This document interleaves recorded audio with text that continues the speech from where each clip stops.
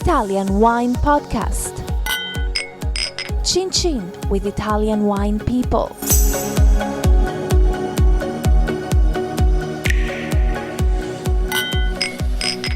This podcast is brought to you by Native Grape Odyssey. Native Grape Odyssey is an educational project financed by the European Union to promote European wine in Canada, Japan, and Russia. Enjoy. It's from Europe. Hello, this is the Italian Wine Podcast with me, Monty Waldin. My guest today is Veronica Ruggeri. Veronica's family estate is called Colture. It's in the Veneto region, and you are a big producer of Prosecco. Not a big one, but half. So how big is this? How big is the estate then? We have a 35 hectare of vineyard, and we produce 700,000 bottles a year. And do you make all styles of Prosecco? I mean, like Prosecco DOC, Valdobbiadene, and Cartizze? You know that Prosecco started with extra dry. So my father, the first bottle that comes to the market was a dry, really. That is the sweetest version of the Prosecco. And then the most modern is the brut version. That is also the wine that we're putting at Opera Wine. That is Rive di Santo Stefano Gerardo. That is a brut version. So what's the difference in sugar level between a brut and Cartizze? Oh, the Cartizze you can produce in which style do you want, but historically and traditionally is made in a dry version, means the sweetest. It's due for the characteristic and also for the historical meaning of the word Cartizze. Cartizze means graticcio in Italian. That means the bed where we lay in the past to dry the grape. So was the wine for the priest sweet wine. So traditionally remains the sweetest version. And also because enologists understand that is the best way to consume the Cartizze. This hill of 106 hectares only, spread it into 150 growners, is very spread it, gives the grape that are very yellow, very ripe. So also you have in the wine, the final wine, this aroma of a ripe fruit that is apricot, vanilla, or almond, for example. I mean, Cartizze is like the most one of the most exclusive denominations in the whole of Italy, isn't it? Yes, it's the most exclusivity, and also the name remain the same, Cartizze. You know that Cartizze is near to Valdobbiadene. Is this I called it gold pentagon for the reason that I told you, that is this very high level of sugar in the grape, because also we harvest at latest, and also because for us it's like a jewel of our land.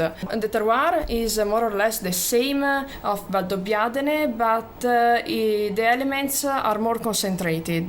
The vines speak to the sun 300 days per year, so it's only the southeast part exposed that is Cartizze. The other one is the normal Valdobbiadene. So these are slopes in like a valley which are getting sun all day long. Yeah. And that's what explains their super ripeness, and the wines are slightly yellower in colour as well. Yeah? The soil is dolomnia, is this type of rocks, white, but becomes with the calcareous yellow, a little bit yellow, so it's a very roxy part. But in the same time, Valdobbiadene, behind under the soil there is a lot of quantity of water. This helps to the plant to be self-sufficient for all the year. And also the historical area of Valdobbiadene, and at the same time the Cartizze hill, is between the mountain and the sea. So we have Venice 1 hour and a half in front of us, and 1 hour and a half behind of us, of our shoulder, we have the Dolomiti. So in the same time we are protected and we have a view to the sea. So this is also a good excursus of temperature by day and night that helps the aromatic aroma to grow in the vine and the grape then. So you've got the Adriatic Sea to the east and the Dolomite Mountains, which is ski slope territory, to the north. Yeah. So you're getting cold influences from the mountains and warmer ones from the Adriatic. Yes. But it's in this little microzone, Cartizze. Yes, it's this microclimate that helps to have these particular wines. So tell me about your family. Which generation are you of Ruggeri? I'm the third generation. I always say when I speak to the people, we are growners, first of all, because the land, before becoming so famous, the Prosecco, and it's better call it Valdobbiadene because we are from the historical historical area. Before of that, we were, my father, me no, but they have cow for milk because it was the economy of the land. And then with the Prosecco grows up the economy with the plant.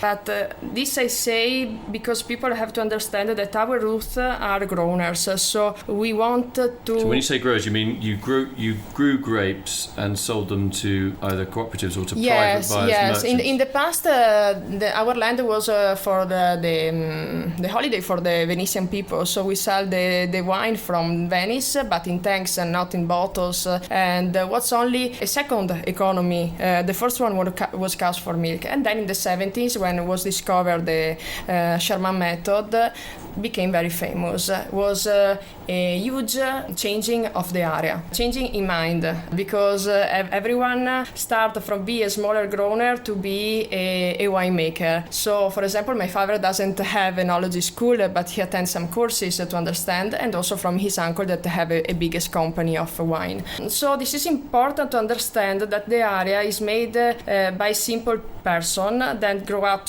quickly in the way to produce wine. Understand that the area was very great for the wine production. So less quantity of grape for hectare, so measure quality to the wine, and also this style, this sparkling style that is the most suitable for the Valdobbiadene. I mean, Prosecco's rise has been incredible, as you're outlining here, has been incredibly quick. Yeah. What are the dangers for a brand? I mean, it is a brand. Yes, the dangers was the brand. But what is the dangers about having it's almost like the wine is a brand in its own self. What are the dangers to that brand?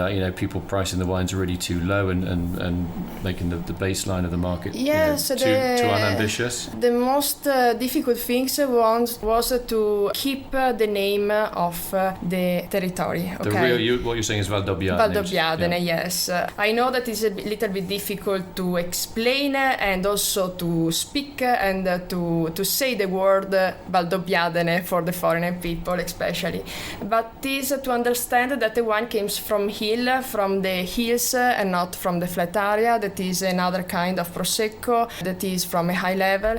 And so make our consortium in 2009 becomes the Prosecco de DOCG. So what the other way that you could look at it, obviously the lower lying valley land, if your Prosecco comes from the Glera grape, obviously, if your Prosecco comes from land that was previously used for grazing for cows, that will probably be Prosecco DOC. And if it was on the hillier slopes, it will probably be a Valdobbiadene. Yes. Giusto, is that right? Yes. Yeah. I always like to get cows in a podcast. I love cows. Anyway, so that is true. So it still exists because Valdobbiadene has also one mountain that is called Pianezze. That's still there. There is the cows for milk and the fields because there you can't plant. Is 1,000 from sea level. Yeah, and so exists. So when you go into the market, first of all, what are your main markets for your wines? Is it Italy or is it America? For me, for Le Colture, is the 40% is export and 60% remains in Italy. The export, the principal market are USA and Switzerland. Switzerland first and second USA, and that's also UK. Is that fairly common? Is in general for Prosecco di Valdobbiadene is America the biggest market? Yes. Yeah. I think so for the moment. Then maybe it will be changed because also the Asiatic part could be one of the biggest in the future, I think. Often Prosecco Valdobbiadene is drunk as an aperitif on its own. When you're at home, obviously you eat. Yes. And you often will have a bottle of Prosecco on the table. What is your favorite food match? Traditionally the Prosecco is matched with salami because as I told you before, the principal are growners, so they have also pig or something like that, and the cheese from the cows, but it's not the perfect match. I pair with, for example, risotto with some vegetables, or for example, pasta or some seafood alone, or some fish, because you understand, we are also near to Venice, so there is a lot of small fish from the Adriatic that it could be very matchable with the wine. And also some white meat, for example, rabbit or chicken, it's suitable. Yeah. So when you say with vegetables, if you're doing like a vegetarian pasta with vegetables and you've got a bottle of Prosecco di Valdobbiadene in the fridge, are you using vegetables that are spicy, that are steamed, tomatoes? No, for example, now that we are in March is the time of the wild herbs. So there are these green grass that you find in between the row of the vineyard. So it's useful. So don't something that is very spicy but have some sweetness inside. I can't think of the word now in English, but it's I know which plant you're talking about. It's like almost like mustardy. Mustardy. Senepe. Okay. So it has a little bit un gusto di senepe. Sì. And then so that unknown leaf, which we should know, and my brain isn't working this morning. Apart from that, what is a good vegetable pasta mix then?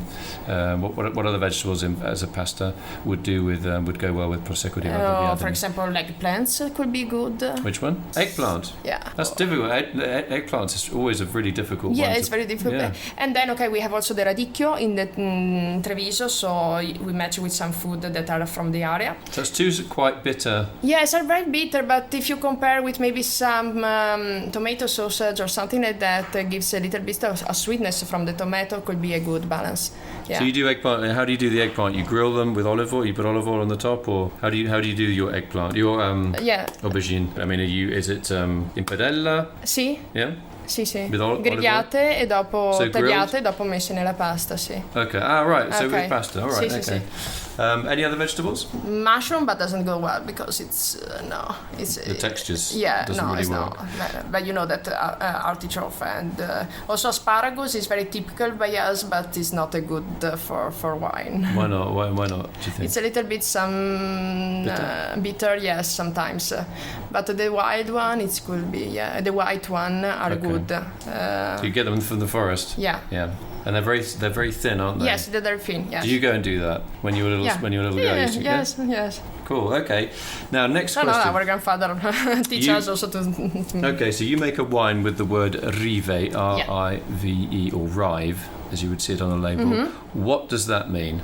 Rive is the new appellation that came out in 2009 when the Valdobbiadene became the DOCG. There are in the area of Valdobbiadene Prosecco Superiore is from Valdobbiadene to Conegliano. In all that area that are 7,000 hectares of vineyard, there are 43 kind of Rive. This new appellation born for the necessity to give identity to our wine, because in the mind of the people thinks that Prosecco is all the same, but in that sense you can give more identity. So we choose also to have our own Rive, that is Rive di Santo Stefano, that is the village that the winery is established and also where we were born, and also the first vineyard that we have from our grandfather Gerardo, that is the name of the wine also. The word Rive means the steep slopes, so make people understand that is not in a flat area but is a very steep.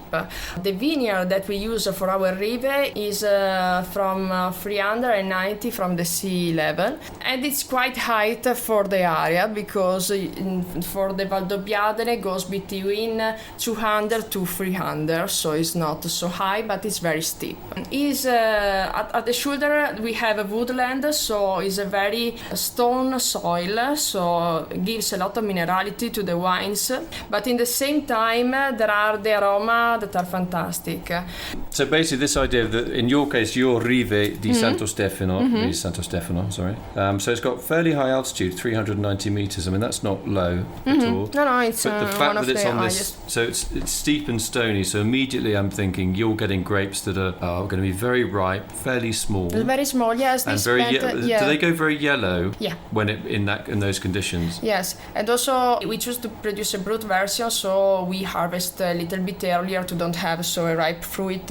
So how much residual sugar would 5 gram liter in that one. So that is, it's very confusing when you have a Prosecco that's dry and that is actually sweet, and a dry Prosecco that is... There is this extra brut that is the driest, then there is the brut, then the extra dry, and then the dry. Why that? Because the Prosecco was born in dry version. Okay. So from dry, people then extra dry, brut and dry to become more drier the wine. Okay, so basically, if anybody is listening today, anybody on the planet that can come into the podcast studio and explain sweetness levels in Prosecco in about 1.5 minutes, you will win a very nice bottle of Cartizze. Okay, that's honestly, we will do that. Yes. We might have like 400 sommeliers coming in and say, and it will be like a beauty contest. Whoever says it in the best way is going to win that bottle of wine. Yes, it's one of the most difficult things. It is very. I mean, you walk into a wine shop. I walk into a wine shop, and I'm supposed to be in the wine business, and I think I've got to buy a bottle of wine for my friends, and I see this Prosecco, and I dry, and I think that'd be a nice dry, and no, it won't be. It's going to be quite sweet. Okay, so that's the Rive. Are you going to try and extend your family vineyards? Are you going to rent more vineyards or try and buy more vineyards? No, because my father say no, stop. I am 70 years old. I'm a manager of the vineyards of myself, so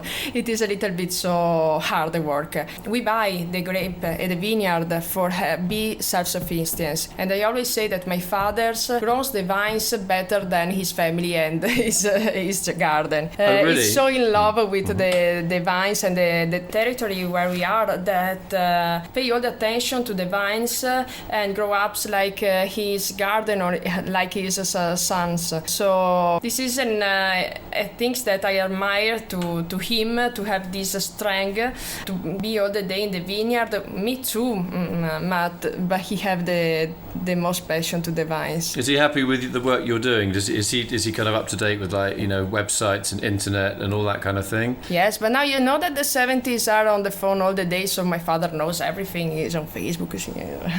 He's right. So he's online as well. Yeah. Okay. Yeah, he's always connected. No, because I love the mind of my father, because even if he is 70 years old, he always wanted to know the new things, the new product, the new technology, the new things for the vineyard, to be less impact to the environment, everything that is sustainable, and I love that things.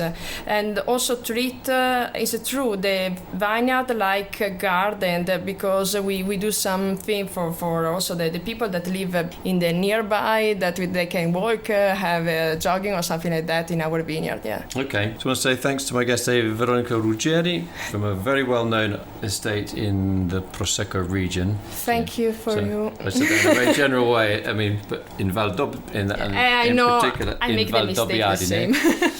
Which is always a very difficult word to pronounce. It's also like when you ask to spell it, you think, okay, I've got to get the exact number of B's right and the exact number of D's right when I write it down. And then even the best spell checker, that Apple or any... That's one of the words that you'll find. Valdobbiadene maybe, but... Valdobbiadene or Valdobbiadene. Yeah.